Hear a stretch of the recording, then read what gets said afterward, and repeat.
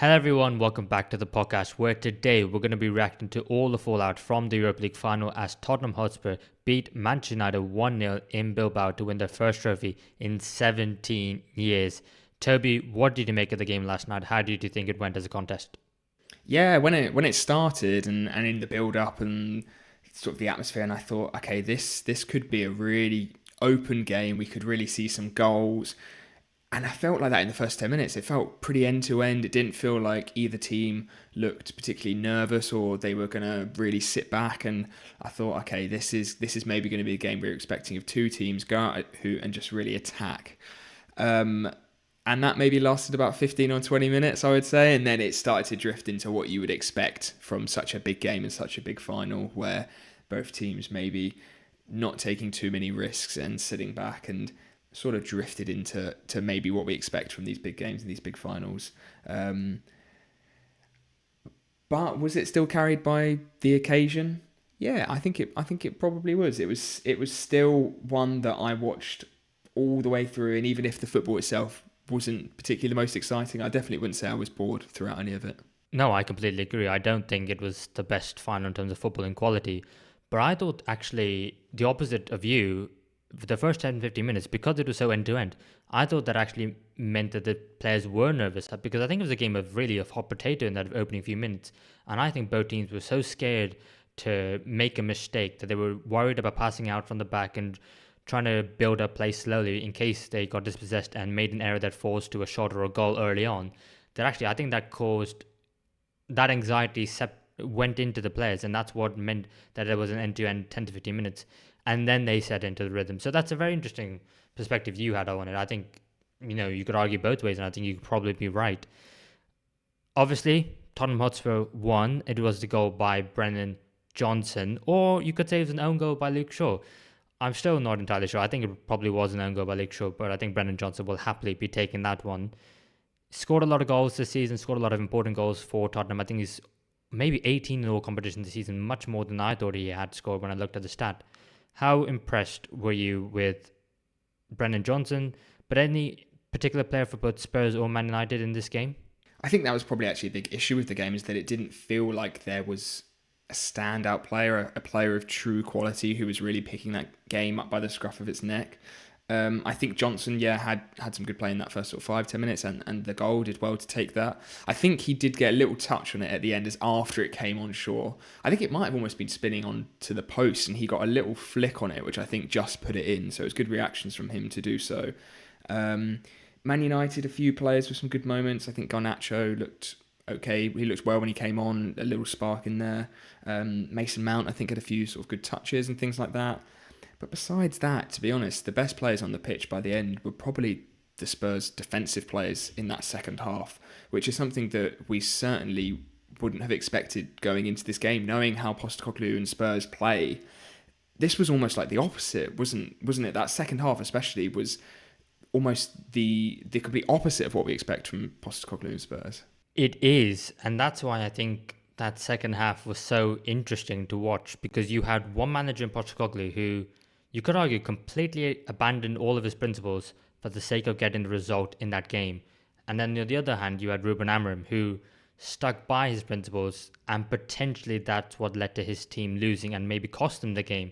So from a play style, philosophy kind of standpoint, if you're looking at the two managers and analysing them, I think it was actually really, really interesting. And I agree with you. I think the Spurs defenders were clearly the best players on the pitch.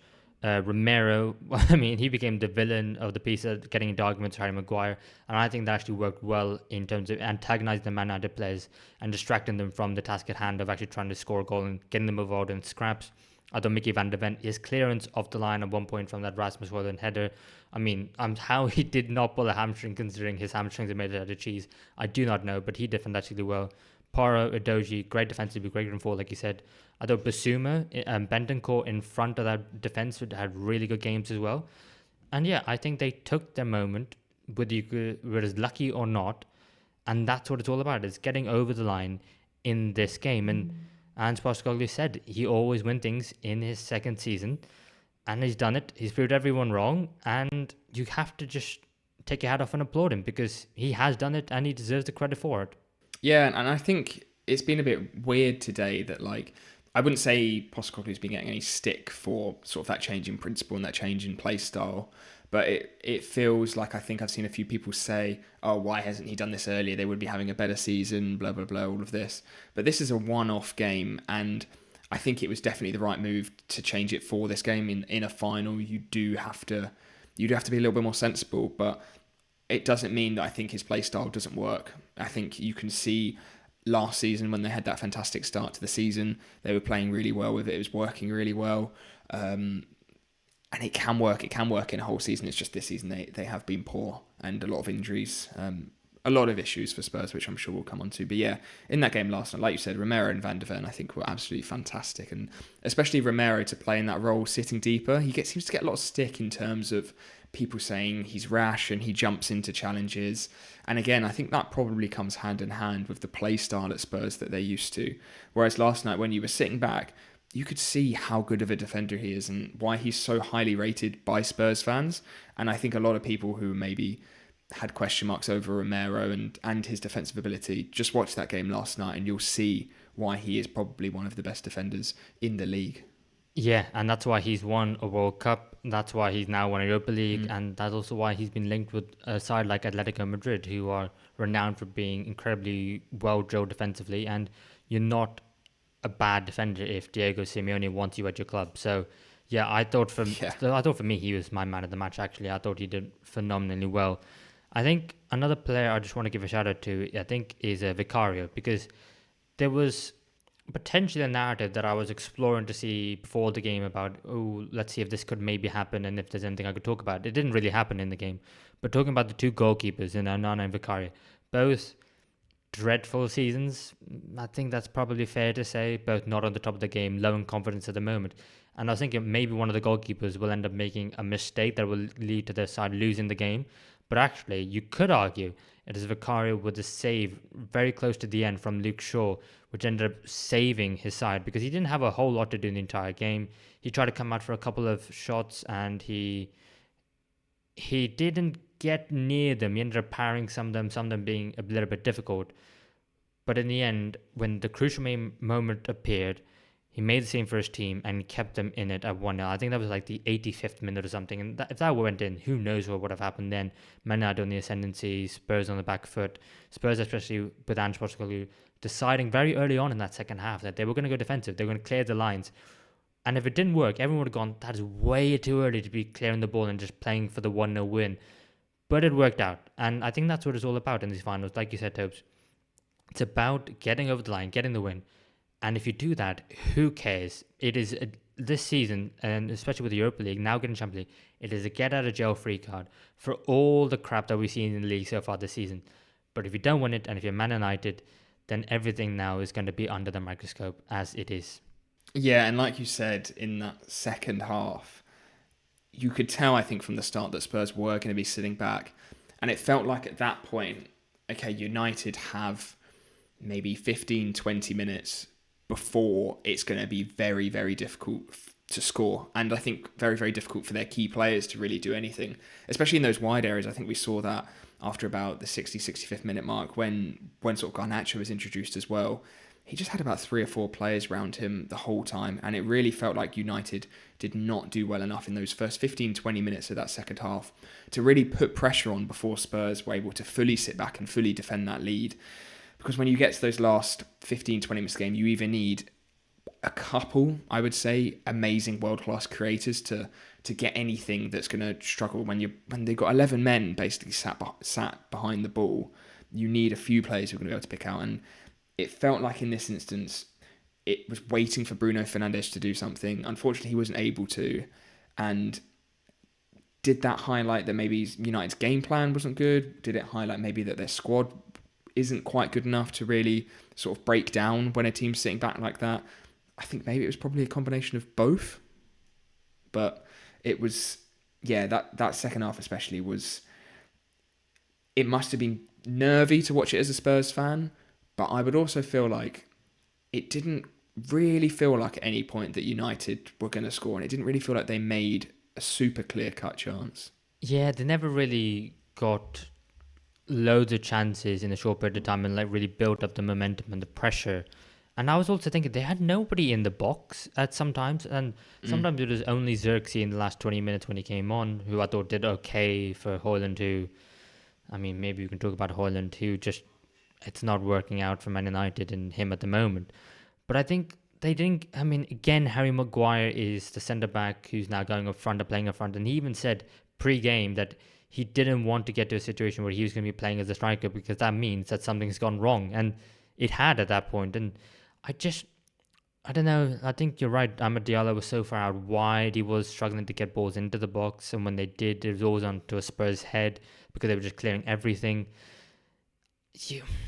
I have a lot of questions about this Man United team, the players, the manager, the play style, everything to do with Manchester United.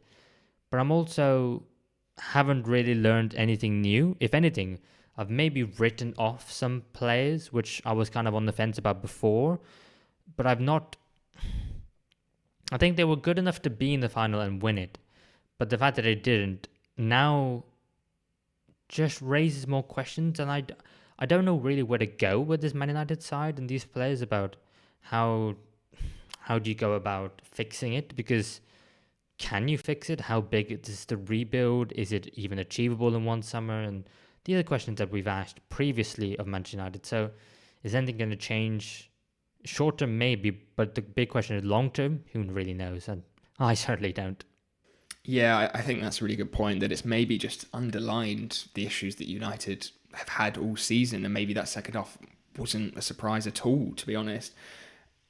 I think probably Spurs wanted to play into that as well, try and get a goal in that first half, sit back and not really feel threatened by that Man United team. I mean, when they're lining up, and no disrespect to these players, but a front three of Diallo, Mount and Højlund, it feels like if you can just, like you said, force Diallo out as wide as possible, stop him when he's running at you as best as when he's running from deep, it doesn't really feel like there's any sort of threat there. And again, Mount is a good player, but he's not a ridiculous attacking threat. He's not going to cause issues for defenders. He's going to be somebody who's sort of in that pre-build-up. He should be a little bit deeper.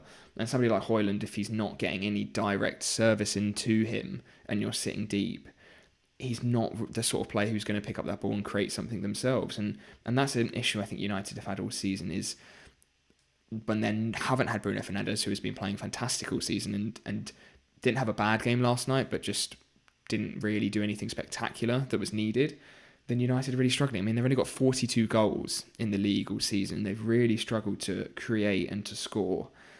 And just looking at their whole squad, there doesn't feel like any players in there who are able to do that. I mean, even Garnacho only getting 20 minutes yesterday, maybe one of those players who's going to do it, and has now come out with comments saying he was annoyed not to play.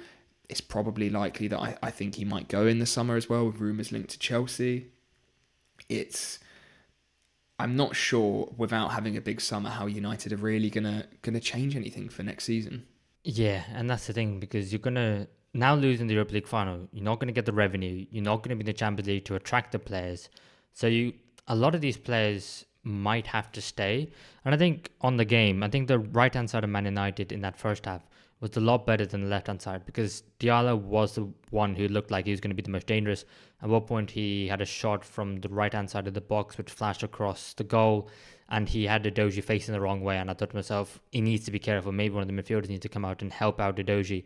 And then Bruno Fernandes realised that Ahmad was the one who's causing most of the threat, and he was the focal point that needed to work their attack around. And so he started drifting towards the right. Whereas the left-hand side, like you said with Mount, not only did he lack a bit of attacking threat, he was also so far deep that it really enabled Spurs, the right-hand side, to just be quite comfortable.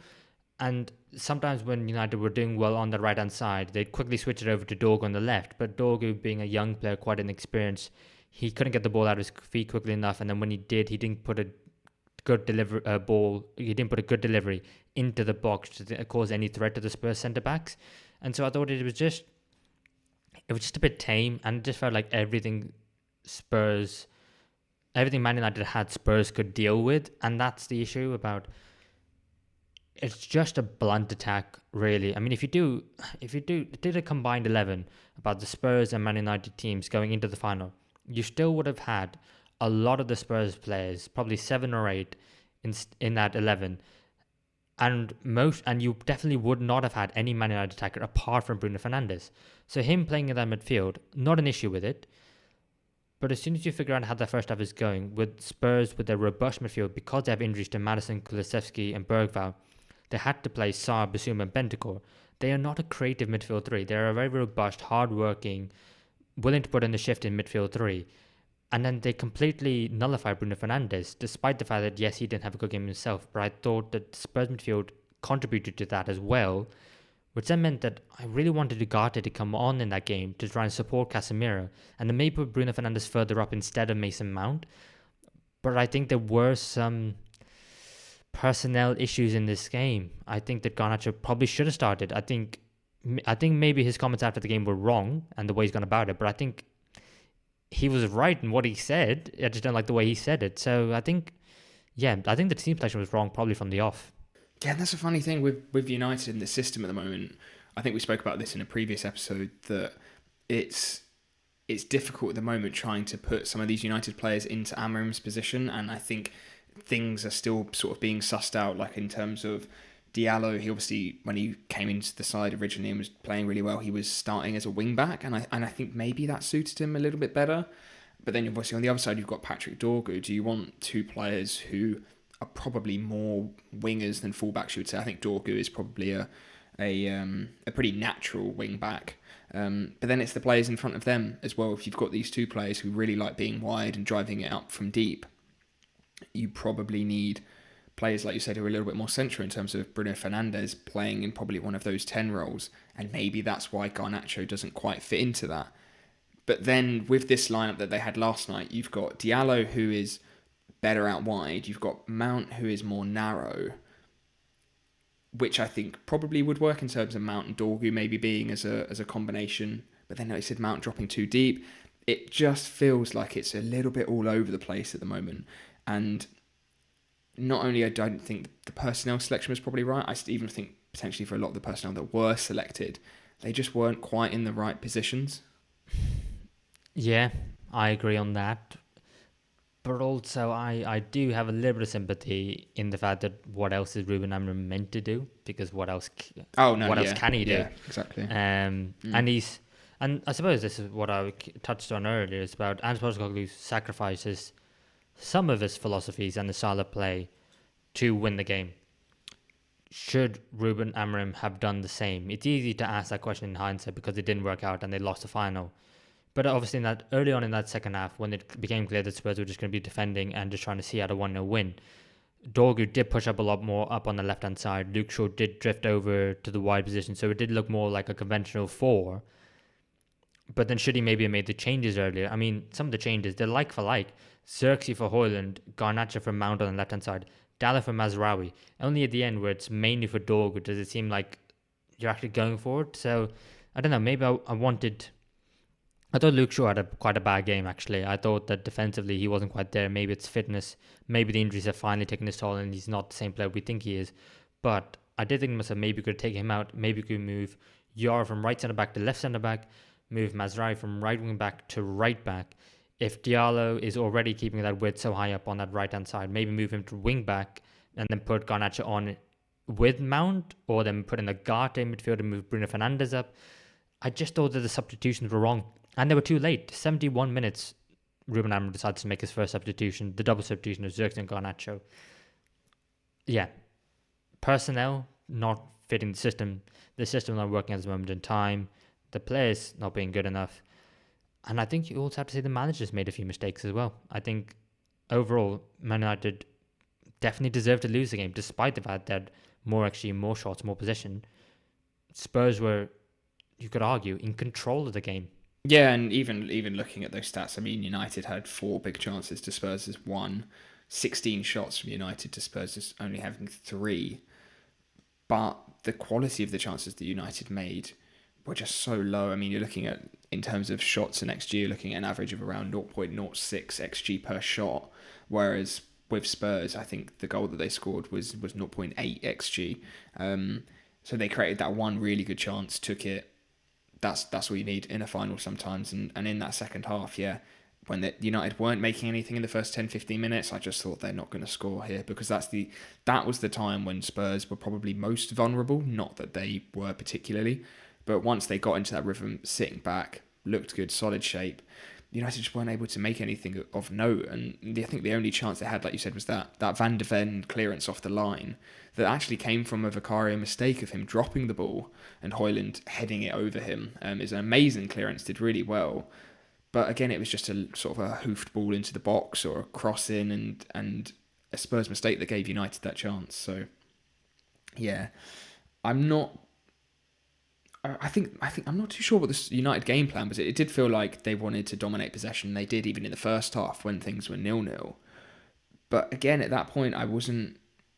It didn't really feel like a game plan. It just felt like keeping the ball for control's sake, as opposed to let's go for it. Let's get a goal and then sit back. It was a strange way that United went about that game, I think.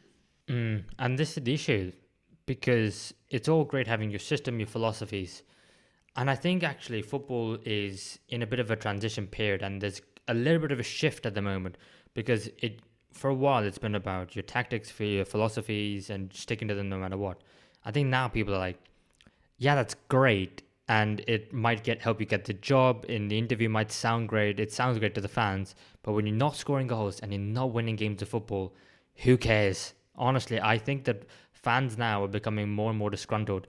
And if you have a philosophy and you have a way of playing and it's great and it works and you score goals and you entertain, then that's a dream. Manager's happy, players happy, fans are happy. What's not to love? But now I think people are like, well, we just want to win. And for Manchester United, who, since Ruben Amorim has taken over in the Premier League, 26 matches, 6 wins, 14 losses. And I understand that has to come with the context of they've binned off the Premier League and it's all about the Europa League and trying to win that. But in a weird way, you could almost take a positive out of the fact that they lost and going, well, now you've got no place to hide. You can't just have Champions League football and Champions League money just to cover over the cracks. You have these deficiencies.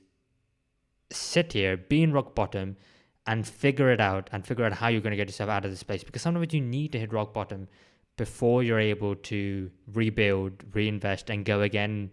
And it's got to be about sustainably doing it in a way that engages the fans, playing entertaining football, and something that people can identify with and fall in love with, really. And at the moment, there's not a whole lot to like about Manchester United.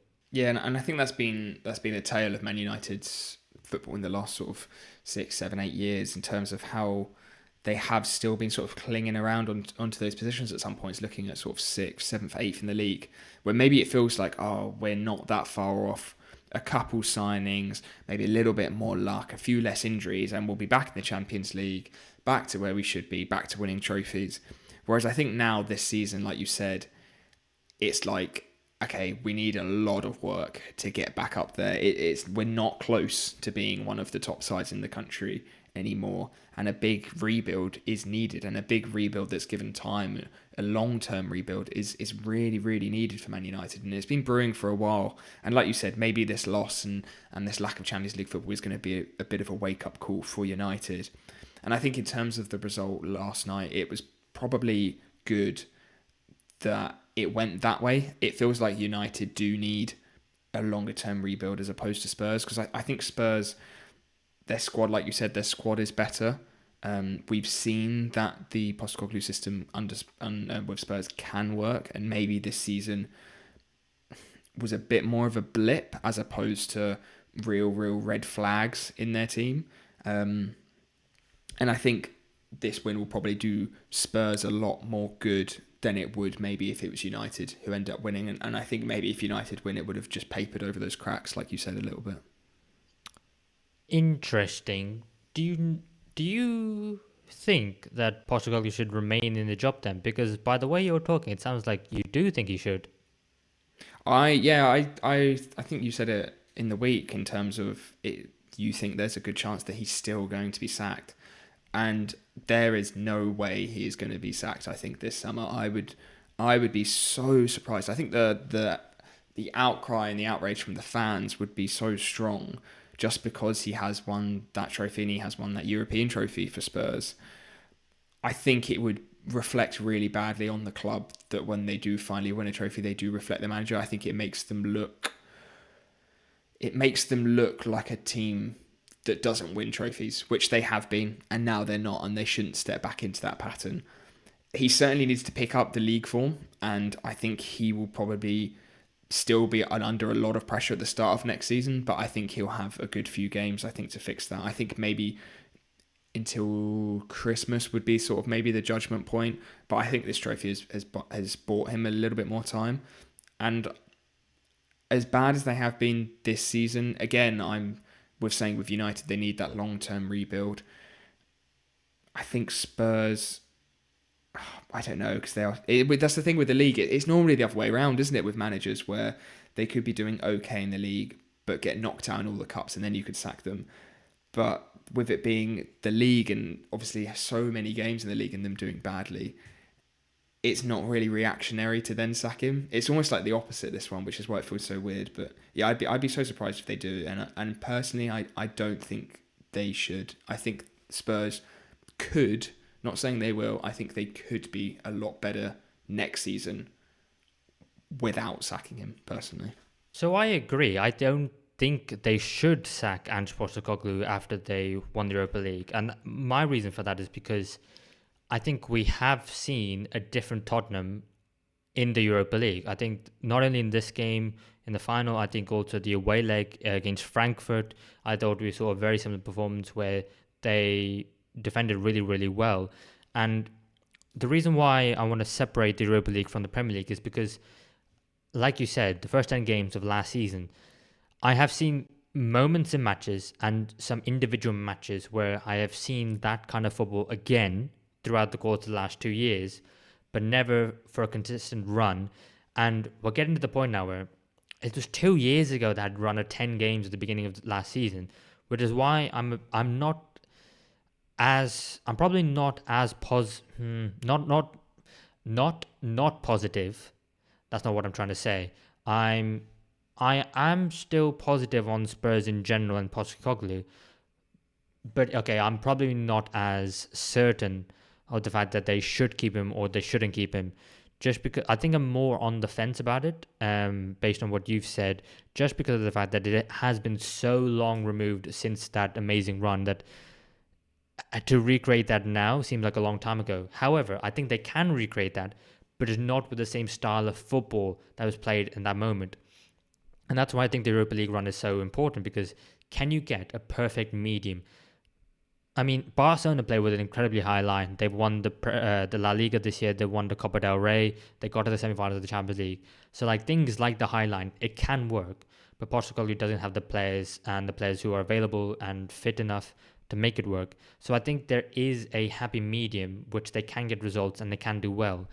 And I do agree, maybe not Christmas, maybe like November time. But I think Tottenham is very different to Manchester United, who had Erik ten Hag last season when they won the FA Cup, and it's kind of the Erik ten Hag conundrum of do you invest or do you just end up sacking him? I think the alternative managers that Spurs could get is why I think that he should stay in the job, because you're not going to go out and get an elite manager like a Flick or a Klopp or a Luis Enrique. I mean, that's not going to happen. So that's why I think you should keep him. But I'm not bullish on it, if that makes sense. And it sounds from the sound of it that you're probably maybe a little bit more bullish on Tottenham and Ange Postecoglou in the future. Yeah, and maybe it's less so on that they can do well with him long term, and I think more just because they've won the trophy. I think with the Ten Hag winning the FA Cup, Man United have won so many trophies, and even when they've been playing bad and having bad seasons like they did when he won the FA Cup, they can still win trophies.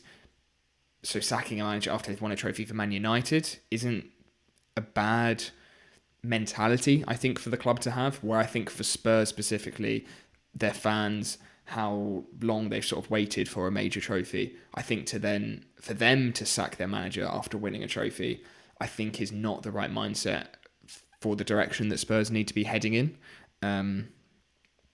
So yeah, I agree. I think if there is a better manager out there, they should certainly be keeping an eye on them. And if their league form doesn't pick up, then it should 100% be an option for Spurs. But I just think especially this summer, they 100% shouldn't. And I think Postecoglou probably should be given that chance, maybe to find that happy medium just for the start of next season. Like you said with Barcelona, they don't really have that happy medium, but they also have two of the best forwards in the world right now in Rafinha and Yamal. They have a midfield of Pedri and De Jong who are exceptional ball retainers. And I think, like you said, without that personnel, I just don't think it's viable for Spurs to play that way anymore, especially now that teams know how to play against them. And that's what happened after that really good run that they had, is that teams started to figure out how to play against them and this season walk all over them with the way that they were playing. So I think if he could either find the happy medium with the team that he has, or potentially sign some players to fit into that system, and not because it's a really strange thing, because it's the issues with the way that Spurs plays in their defence, but the cause of that problem is not the defenders, it's the players just in front of them and the forwards, and the way that they keep the ball and the way that they have their rest defence and their press set up this season has really been the issue. So I think under a few tweaks he could get it right. Do I think he will? And do I think he will be in the job at the end of next season?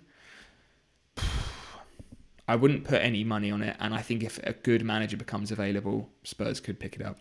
Wow, the absolute disrespect to Robert Lewandowski there from me, Taves. I cannot believe that.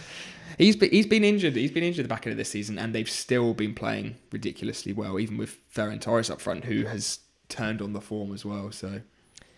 Yeah, still one of the best forwards in Europe, though, isn't he? Yeah, I know. But I'm saying, like, specifically Yamal and Rafinha. Yeah. I think the way that they play as well, when they keep the ball wide, it's Yeah, but it's not about them. It's about the Europa League.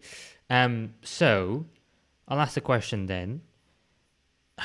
If we are saying this and should stay in the job, how much money are you giving him in the summer then? Because if it doesn't work out, and then you have to sack him, it's going to look like a really bad decision, one based on an emotion. So how much should you give him? How much should you back him? Should you go all in, or should you be a bit more conservative?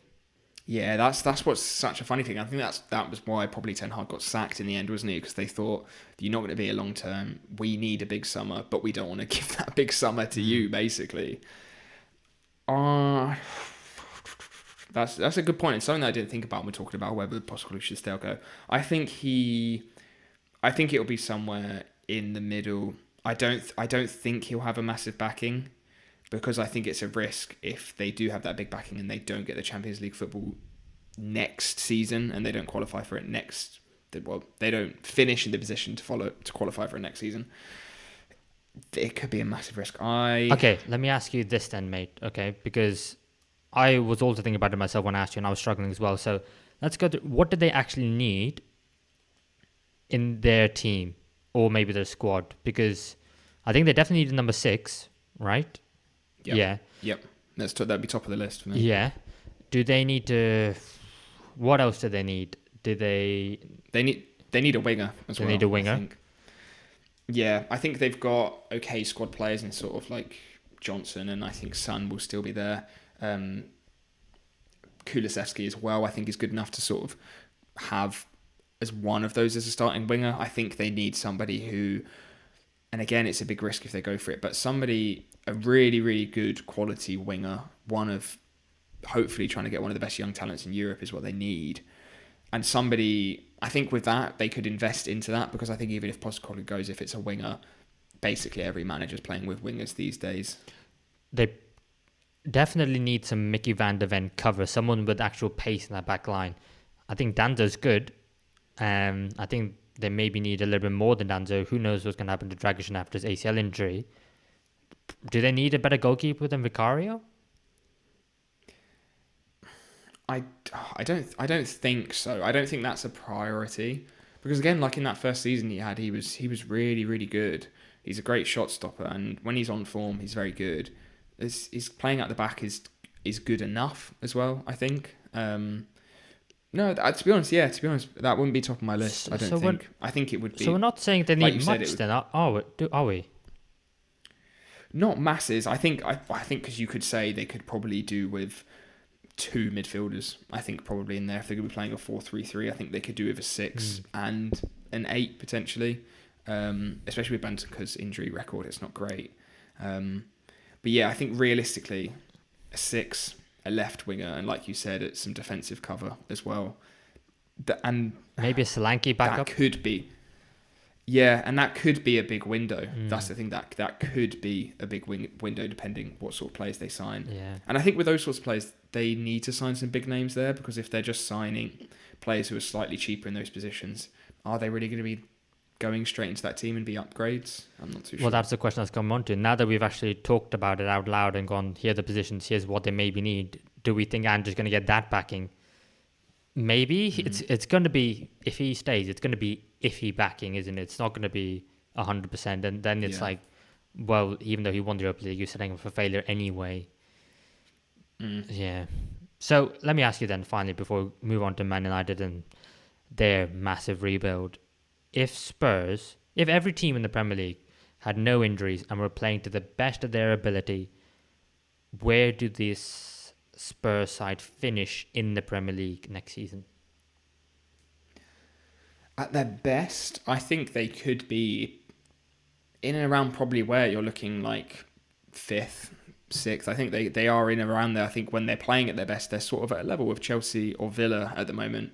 They're not going to be near Arsenal, Liverpool, City just yet. I don't think they are anywhere near as good enough, or their squad isn't as good enough compared to those teams just yet. But yeah, like we saw on their day, they can get Champions League football, I think, in the league next season. Okay. But then but then saying that, they finished 17th in the league this season, so I mean, they still have a chance of finishing above Man United if they win their last game of the season. yeah, true. United don't. Okay. So how does Ange Postecoglou stay in the job then next season and into the season after that? Does he have to finish in European football of some sort, like 6th or something?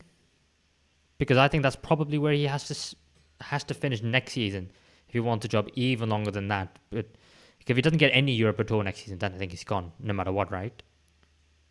Yeah, I think I agree with you on that. I think that's a fair assessment. I think that's what he'll be told as well this season. It's all about European football, and if they don't get any at the end of next season, yeah, it could be gone. Yeah, and that Where would you like you the same question you asked me? Where do you think they are at their best? What's their sort of ceiling at the moment? I suppose.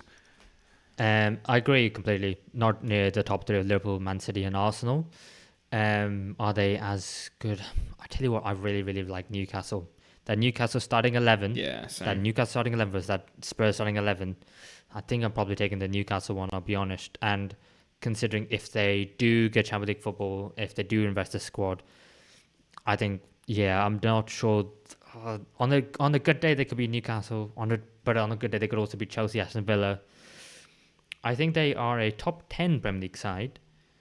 But it's so competitive now, and this is why they're so bad in the league, both them and Man United, is because if you take their eye off the ball, and even that mentally, that 2-3%, you're not there week in, week out in the Prem because you're focusing on other cup competitions, the teams in the mid-table will punish you. Like, Bournemouth are a really good side if they keep Andoni Iraola. I mean, looks like they're going to be absolutely gutted this summer for the players that they have. Top 8, I'd say, I think if they were playing at their very, very best, I still don't think they're capable of getting top 4 with the players they have at the moment. I will have to reassess that based on next season, because I think the best they could finish is probably 5th at the moment, if everyone fit and everything worked to the best of their abilities. Yeah, 5th. Yeah, I agree with you on that. I think, like you said, I think Newcastle are still that step above. I think I think that's where the split is. Yeah, they could be maybe around that sort of Chelsea level, I think, when they're playing at their best. But then even then, it still feels like Chelsea have a bit of a better squad than them. And just before we move on to United very quickly, with obviously them finishing 16th, 17th in the league, they could break a record this season. If they do finish 17th, it will be the lowest place a team has ever finished in the Premier League with a positive goal difference, assuming that they don't lose by 2 or more goals. So yeah, the closest a team's been to 17th with a positive goal difference was back in 2003-04 when Manchester City finished 16th with a goal difference of +1. So a strange outlier season for Spurs to have that, and yeah, maybe shows that, like we said, they can score goals, but yeah, those defensive injuries and the way that they set up has crushed them at the back. Yeah. Again, before we move on to Manchester United, because there's so much stuff to talk about. I mean, I just want to say Heung-min Son, because I didn't even mention him in my match reaction, actually. The only thing I mentioned in my match reaction was the fact that I thought defensively he was actually quite poor when he came on. And I just wanted to say that I love Heung-min Son as a person. I think he is absolutely fantastic. I think he is a great testament to being a hardworking professional who is incredibly loyal. I mean, we talked about loyalty in the last podcast we did. And I think that despite the fact that everyone left, Gareth Bale, Modric today announced he's leaving Real Madrid, the things he's won, Harry Kane winning at Bayern Munich, I think I'm really happy for Heung-min Son, the person, the fact that he's captaining his side to a Europa League title, the fact that he's the first ever South Korean to win a major European trophy while captaining his side to it. I think he deserves a lot as well, and it'd be remiss of me to not mention him at least in the slightest. Do you have anything else to say before we move on to Manchester United? No, I think that's a nice cherry on top of the cake there to finish it off. Okay, so what next for Manchester United? We talked about the game. We've touched on the manager a little bit. I was going to ask you how Man United fans should be feeling. Obviously, we know how they're feeling. We can empathise with how they're feeling because they're absolutely in the gutter. But obviously, we cannot relate whatsoever because this has been a really, really bad season. And that cherry on top topped it off with the loss to Tottenham. Do you think the defeat is worse because two things? First is because it's an English side, and secondly because it's Tottenham, who have a history of being Spursy and haven't won the trophy in 17 years. Do you think those two things hurt Man United fans even more at the moment? Oh yeah, 100%. Especially with it being an English side, like being an Arsenal fan when we lost the Europa League final to Chelsea, it felt like at the time. The Europa League's a funny competition because I was pretty gutted not to win that at the time, especially because we were in a bad spell ourselves, and it just being to Chelsea made it 100 times worse. So 100% in that case, it being Spurs.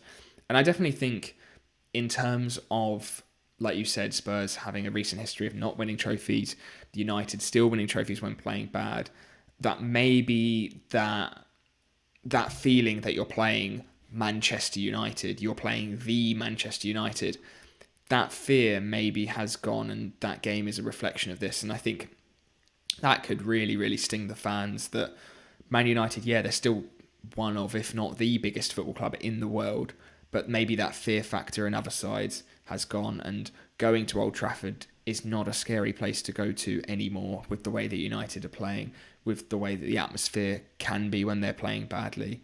And I think for fans maybe to start to see that crumble a little bit potentially is even more painful than the loss itself, because it's seeing that club that you love so much and the rich history, when you're playing this badly, it doesn't really mean anything, unfortunately.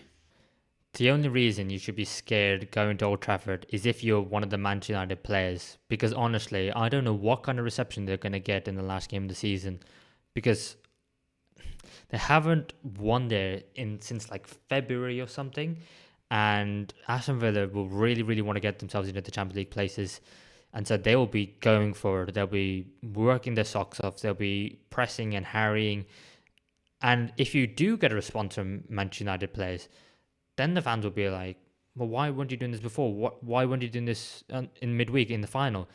So the only reason you should be scared of going to Old Trafford is if you are a Man United player at the moment, because everyone, absolutely everyone, has won there recently. And that's the thing of, I don't think any team particularly are feared in the Premier League anymore, because I think, like we said, because of the teams getting in the mid-table, getting all the Premier League money, them being smarter, investing into players better, that I think all teams have a go now against everyone. But there's a difference between having a go and expecting to lose, and having a go and thinking you may be able to win. And when you go to Old Trafford, it's more than just thinking, it's believing you can win. And so that's something that they massively need to change, because, yeah, Paul Scholes said it before the game on TNT Sports. He was saying, lads, remember how we used to talk about Spurs? It's Tottenham. You don't need anything else. Just go out there and win the game. Well, now you can reverse it and go, lads, it's Manchester United. And this identity that Manchester United have, it's completely gone. 12 years since Sir Alex Ferguson and David Gill left Manchester United. It is completely gone. And so the question has to be asked. How do you go about trying to bring it back? How do you start, first of all? I mean, help, Toby, please. Yeah, honestly, I would not want to be a Manchester United higher up at the moment, because it's getting to a stage where it's like you said, where do you start? There are so many issues. You've got the stadium feeling, well, they are going to build a new stadium. It feels like that's needed, or whether you agree with it being a whole new stadium or they should have revamped Old Trafford, whatever, it does need it, unfortunately, not just for the footballing aspect or the aesthetic aspect, but for the money that can bring in. I mean, you look at Tottenham Hotspur Stadium, for example, the boost that probably has given them financially is absolutely huge. You need to sign new players, you need to get rid of current players. They're sorting out, they're like cutting costs behind the scenes. They probably need work on their training ground complex and things like that have been ignored for years and years. I mean, you've got a system that is completely different to how they were playing before. Question marks over whether it's working. And I suppose after this season and this loss, the manager's only just come in. Do they do the United thing and try and replace the manager? Do they actually give the manager a long-term plan? How long do you give it in that instance? It's so difficult. And this summer, I think they've just got to go strip it back to basics, clear out some of the deadwood. And for me, the key is signing young, exciting players, not doing these ridiculous Man United big name signings that we've seen in the past. That is not what they need right now. They need a good, young, likeable, enthusiastic squad who wants to learn the system and fits the system. And that's where you've got to start. They've got to start from the ground up, really. They've got to start from the ground up. Yeah, let's focus on the pitch, because obviously you hear loads of stuff about behind the scenes of cost cutting, sacking people, and it's all, from a human point of view, it's all very sad. But honestly, neither of us are particular experts on. I mean, we're not experts about what happens on the pitch either. But it's easier to get an understanding of what's going on the pitch. So on the pitch, how the hell did they go about fixing it? Okay, I've got some thoughts, and I want to hear yours as well, mate. So, first of all, we have to talk about who they have employed in the job. Ruben Amorim. Like I said earlier, 26 matches played in the Premier League, 6 wins, 6 draws, 14 losses, 24 points. That's a points per game of 0.92. Simply unacceptable for Manchester United. Going into next season now, they won't have Europe. So it'll be one game a week. It'll just be Premier League, Carabao Cup, FA Cup. That's it. Do you think that having one game a week will help this current team? Because I think it could, but I think hanging your hat on it is maybe a bit dangerous. But do you think it'll help first? Yeah, I definitely think it will. I think it will mean that the best players in the side, the most experienced players in the side, won't be playing as much, which is good. I think it means they'll have a more consistent starting 11, which I think is something they definitely need. And yeah, it comes with that negative of obviously a less attractive players, but less attractive for players. But yeah, I think it's a good thing. And I think we see that and at a lot of sides who are sort of like starting their rebuild. Like obviously when we go back to Liverpool, when Klopp first came in, not in as bad a position as United, but I'm pretty sure in those first few seasons you must have not had European football, or maybe in his first season, and maybe that's first full season we didn't have European football, yeah, which meant we got top 4. Yeah, and I think that's really key, and it will enable players as well, I think, to train more, which I think is something that maybe goes a little bit under the radar in terms of when you've got those European games in the midweek, you've got more training sessions off, whereas I think with those midweek fixtures gone, a full week of training, which is something that will really be needed, I think, to learn Amorim's system a little bit better than they have at the moment. Yeah, I completely agree on one game a week, but also the fact that they finally get a pre-season, because if you think about how much training they've actually done to have a full 6 weeks, and Man United aren't in the Club World Cup. I mean, they'll have a couple of players away on international duty at the end of the season, but that'll be it. So they should have everyone fit and back at the start of the season. So that'll really, really help. Amorim can finally try and get his principles across and go about how he wants them to attack and maybe score some more goals, which would be really, really nice for him. I think also, though, what you mentioned before I asked you about the one game a week, the players.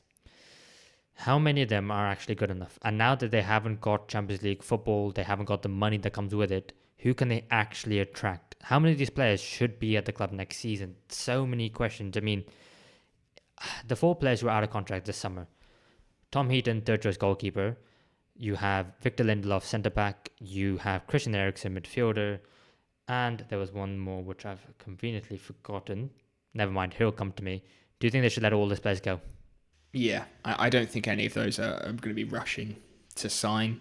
They could probably get a few more players out if they make a lot of signings, which maybe is too much of a risk. But I think as a start, yeah, clip those players just unfortunately aren't good enough at the moment, really. The other one was Johnny Evans, who hasn't played in a while. Well, there you go. Yeah, Yeah, at 37, he's and no disrespect to those players, course, they've been good yeah. servants, but you've got to start to be ruthless at some point, and it's got to start. It's got to start.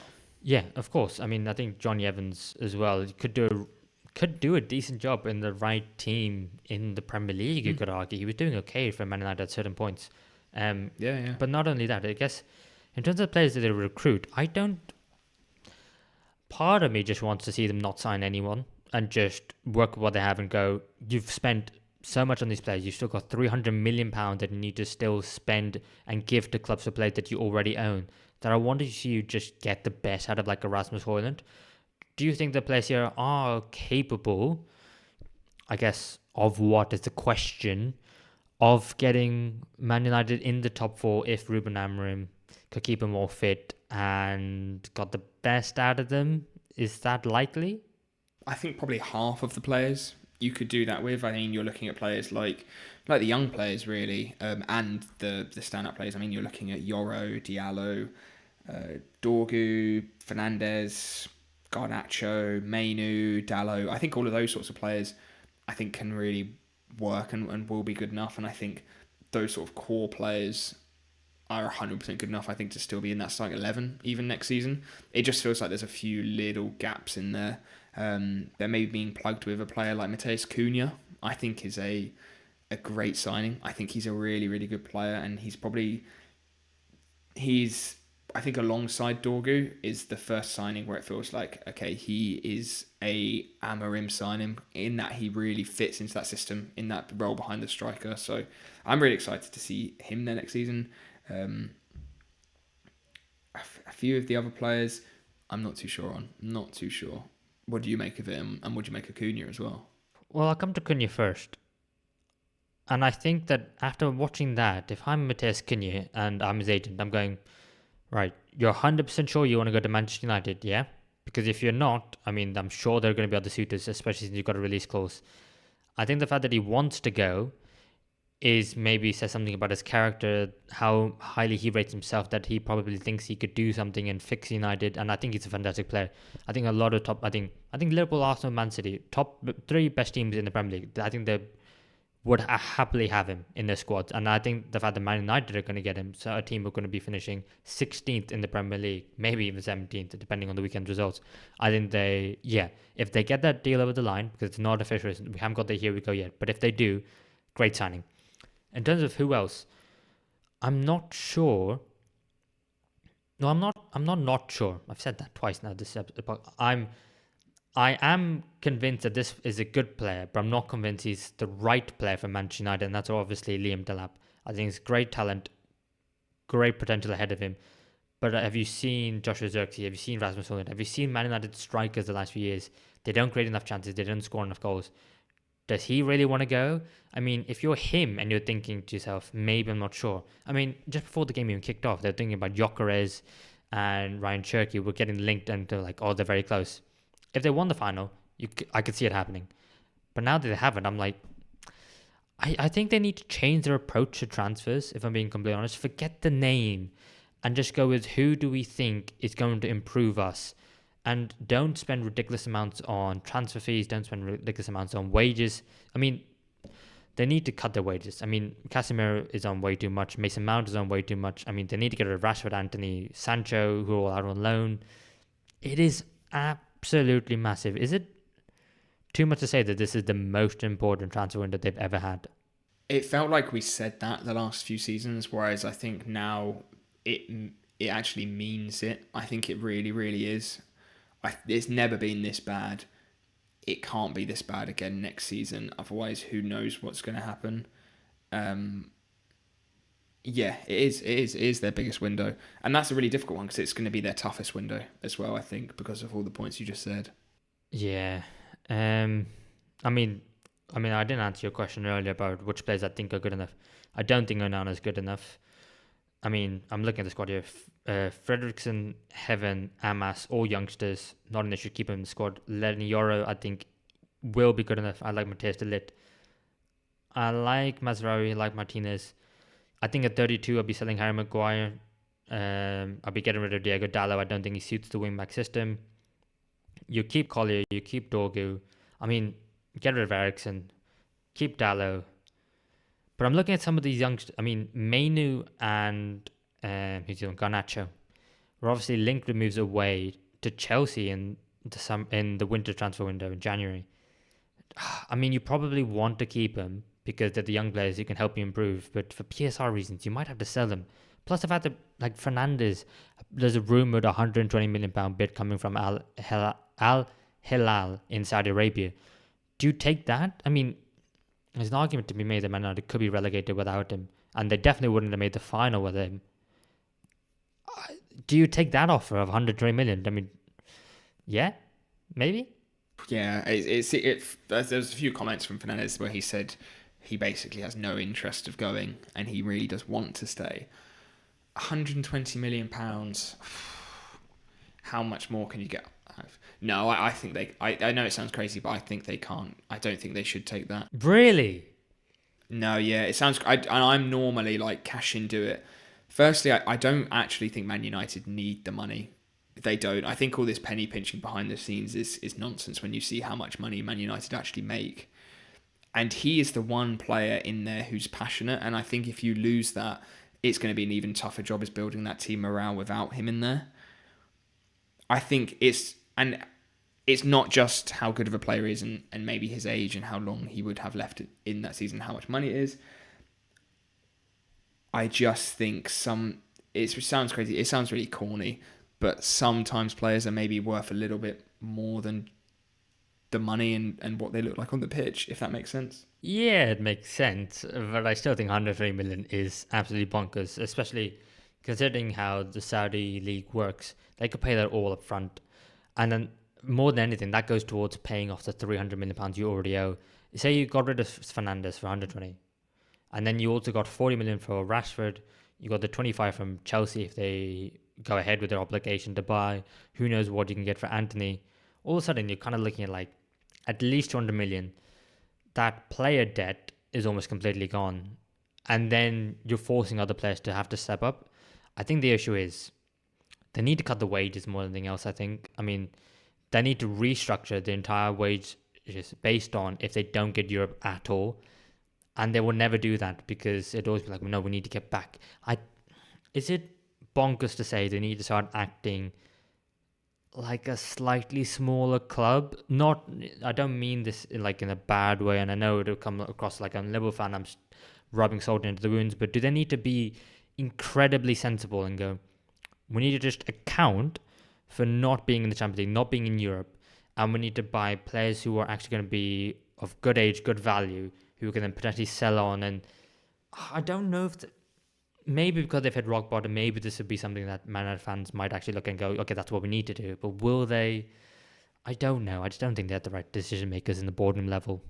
They should do that. I 100% agree with you. I mean, you look at Arsenal and Liverpool as the two, for me, sort of two big sides who, when their managers joined, they were not playing well and they were nowhere near being anywhere at the top. And you do have to make smart signings. You're not going to attract the huge names, that's fine. Sign players who want to play, who are still good enough, have even better potential, and yeah, start them on lower wages. I mean, you looked at Arsenal and Liverpool's wage bill when Klopp and Arteta first came in. Some of the players that were on, and you look at them now, their wages were so low, and that's something where you say, yeah, we're not going to pay you maybe as much as we could have done, but we have a project here, Once we get back up to where we were, then we're going to put your wages up. And it's very difficult to do that, to convince players and agents, obviously with all the fees floating around. But it's something you have to do. And I think even doing that could potentially help them sign the right players, the ones who aren't just coming in for a big paycheck and coming in for the now, the ones who want to build and join a project. And I think that's potentially the thing with Bruno Fernandes maybe going as well, is if they do sell him for 120 million, obviously, like you said, they pay off a lot of that debt and whatnot.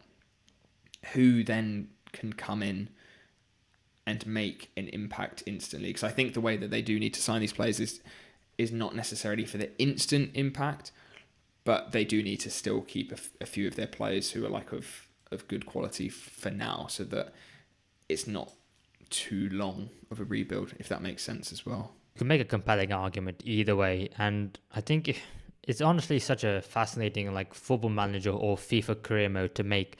But honestly, when it comes to real life, it is scary how much work there actually needs to be done. I mean, we've talked about players. Let's just do a quick keep or sell, mate. Onana, 29 years old.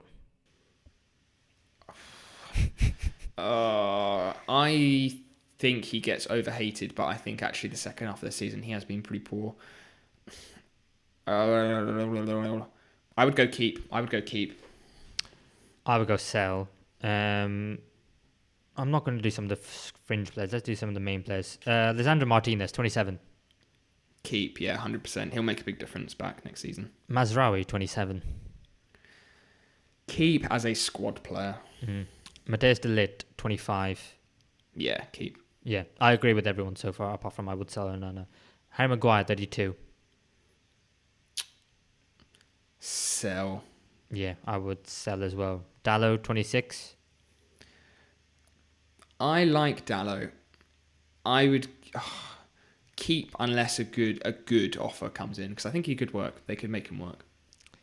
At 26, not in the first team, I would sell him. Yoro, he's a keep, right?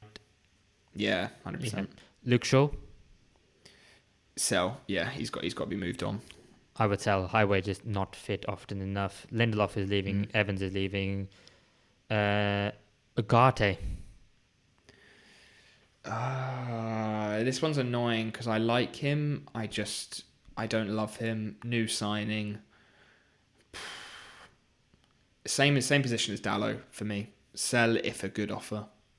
Yeah, the fact that his old managers come in and now doesn't fancy him is worrying. I would agree. I would keep unless you get a good offer. Mason Mount, 26.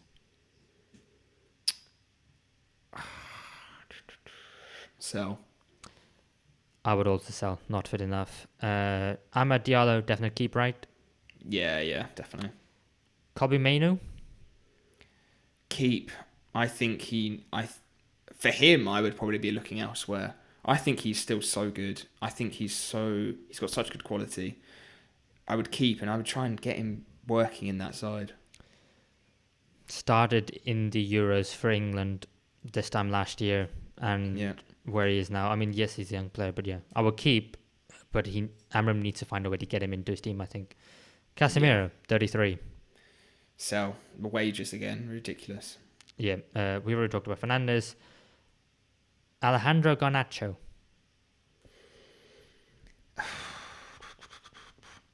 Probably. It's crazy because I think Garnacho is fantastic, but it would probably be the same as in sell if a very good offer comes in. Yeah, I would also think Man United should be keeping him, but after his comments after the game, I think he probably wants to be off as well. So yeah, sell, but only at the right price. And then the two strikers, Højlund. I think they're gonna they're gonna have to keep. So I would go keep. I saw a link with him to Inter today, and I just thought to myself, if he goes to Inter, he is going to light it up. He's going to be world class. Yeah. And it's, But I think for Man United, has too much water gone under the bridge now? Perhaps. I think, again, right offer, I would sell. But I think there is a player in him. But I think we will see it when he one day leaves Man United. And finally, Joshua Zirkzee. This is one that I think might be surprising. Is I would keep him, and I think there's potential for him to work in this side. He has these moments where you think This guy's a baller. This guy is good. I think you could try and make him work in one of the tens. Maybe him and Cunha behind a striker. Sell if a good offer. But I would like to see him stay. I would keep him as well. I think that he has shown way more than Rasmus Højlund. I think his teammates actually pass to him because I don't know what's going on there with Højlund, why they don't, but they do with Xerxes, and when he does, he holds up the ball really, really well. Needs to score a few more goals. But I think if you're having Xerxes be the backup to another striker next season, I think United will be in a better place. So I would keep him. Unless, again, you get an offer. And I think that's the thing. All these players, I think, are... You would keep a lot of them unless you got a good offer. And I think that shows that other clubs see value in Man United players, especially if you look at the players who have left the club. And just because they're not working out there doesn't mean they're not valuable assets to everyone else. And finally, Ruben Amorim. Yeah, they've got to keep him. They need some consistency. Yeah, got to keep, surely. Yeah, I will keep him. I do think, though, his stock is very, very low at the moment. He's the only one that we haven't mentioned in this entire podcast. So let's finish off by talking about him, because I've told his record twice now this podcast about results in the league, now losing the Europa League final. In terms of this season being a bit of a pre-season for him to get his feet under the table, teach us how to play to these players, it couldn't have gone much worse, could you say? No, it couldn't have. I mean, they could have been relegated, I suppose, but realistically, yeah, it kind of has gone about as bad as it could have done. It's a funny one, Amorim. It doesn't feel like Man United have even been playing well or playing particularly differently to how they were since he's come in, which is strange because the formation is completely different. But it does still feel very stale and very slow and very unlike the Sporting that were under Amorim. So in that sense, I still don't think he's been given enough time. Can his system work for United? I think so. Now that they've had this really bad season, I think that probably fits maybe his style of play a little bit more. I think he needs to be... Well, he doesn't need to be. He needs to get the players being a little bit more direct, which I think we saw under Sporting. He got Sporting back to sort of being one of the top sides in the country after sort of years of not winning a trophy. And I think that maybe that style of play and that way and building that confidence could go hand in hand quite well following the season that United have had. So in a way, it could almost be bittersweet. But it sounds stupid, but they just need to play better. It sounds so simple, but they just need to play more confident, more direct, less sluggish. It's like a few things that I think, like you said, a pre-season would really, really do wonders, I think, to sort of drill home just those basics that they're not really doing at the moment, even if the shape, it feels like at times is there and could work. It's just in the moments, things aren't quite going as they should. If I were to ask you that same question, but based on what you've seen only at Manchester United and pretend you've never seen his Sporting side before, would you have the same answer? Because if I think it was just based on that, there was a chance under different owners, under different financial conditions, that another owner or hierarchy would have sacked him already. And I have seen moments, like I have seen games. I mean, I think the last few minutes, I think Man City, they were okay when they got the win from Diallo. I think Liverpool away when they got the draw. I mean, the entire Europa League run has been mixed, some good moments, some bad moments, but they've been getting through them. I haven't seen like an all-dominating 3-0 win. I think that's the one where if you have one of those, then you go, that's it. That's a blueprint. That's what we're trying to do. These players can do it. They're just lacking consistency and confidence and the ability to do week in, week out, and injuries. But I haven't seen one of those. As soon as you get one of those, then you can go, that's your North Star. That's your first 10 games of Ange Postecoglou's reign at Tottenham. You can go, that's what we're trying to do, and that's what we could get to. But I just haven't seen that. So I think next season he's under a lot of pressure right from the off. The fixtures need to be good. They need to get a lot of wins, because if they don't, he could be gone by October. Yeah, no, I think that's summed it up absolutely perfectly. Just that not getting that big, confident win where it feels like they dominate a game. I don't think I've ever seen Man United dominate a game this season. As well as that, I also don't think I've seen them play really well in a game but lose still. It feels like when they lose, they have deserved to lose. When they win, haven't dominated, or they've scraped it, which I think, like you said, is without maybe that view of how Amorim can get teams playing like he did under Sporting, maybe without that view that United need a longer term project and shouldn't sack a manager, it would be different. So yeah, it feels like a weird case, and I think, like you said, in the first few games of next season, if we don't see a result that's like that, like a big win, or them playing really, really well and maybe just getting a bit unlucky, how long would Amorim get, really? Great question. I think what's the worst he could do and still stay in the job? I think That's what I'm thinking. I think it would have to be pretty bad, wouldn't it? Well, he absolutely has to be in the top 10. I think it's got to be more like top 7, top 8. He's got to be flirting with the Champions League. I don't think he necessarily has to be close, but it's got to be Europe of some sort. He's got to be flirting with. But if that was all he got, say he got 8th next season and no trophy, would he be in the job the following season? I don't know. I would have to see how the games go, honestly. I think... because if they're playing well, it's still an improvement, I suppose. Going from 16th to 8th, it's still a step up. Can you see it as that? Or do you still see it as a step down of where they should be? No, it's definitely a step up based on this season. I mean, absolutely. They will be better next season than this season. Yeah. However, I think people are taking into account the fact that they've been focusing on the Europa League and mentally they've switched off from the Premier League. So when now it becomes only the Premier League, I mean, people might be like, okay, cool, we got to get Europe, we got to get 5th, 6th, or maybe even 4th in the Champions League places.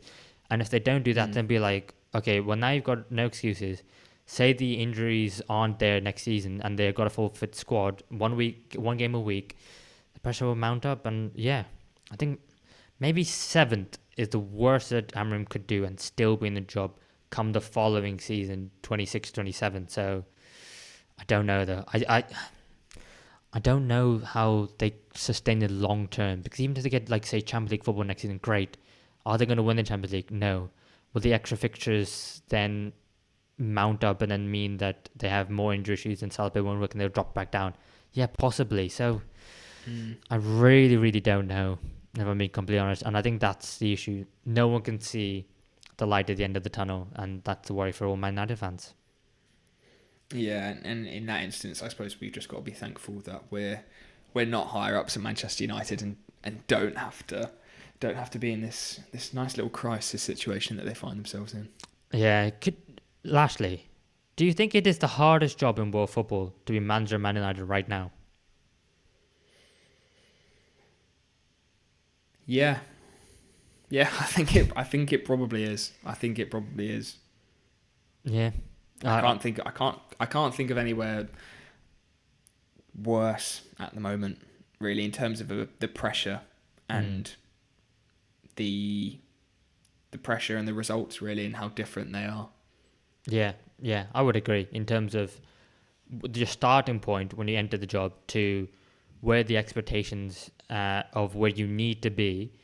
I mean, what 16th place team in the league expects to be competing for the league and Champions League week in, week out. So, yeah, definitely the hardest job in world football. And how would you go about trying to fix Man United? Well, let us know in the comments below. I think that's it. I think we've covered absolutely everything there is to about the fallout from the Champions League, from the Europa League final. Anything else finally to add, Tobes? No, I think I've done with talking about these two sides and their roller coaster season. It's a tiring one. So next season, I'm sure it'll be different. Let's hope for both of them anyway. Yeah, let's hope. Otherwise, I think a lot of fans of both clubs will be switching off from football completely for the foreseeable future. But yeah. Oh, well, that was it. That was the fallout from Tottenham Hotspur versus Manchester United in the Europa League final. If you're a Spurs fan, let us know how you're feeling. How do you feel first winning a trophy for the I can't even speak, it's been that long. Winning a trophy for the first time in 17 years and winning a European trophy for the first time in 41 years. Man United fans, how are you feeling at the moment? Can you even describe how bad the feeling is with your club at the moment? Subscribe to the channel so you stay up to date with all our future podcasts. Like the videos so we can do more videos like this. Thank you everyone for watching, and we will see you in the next one.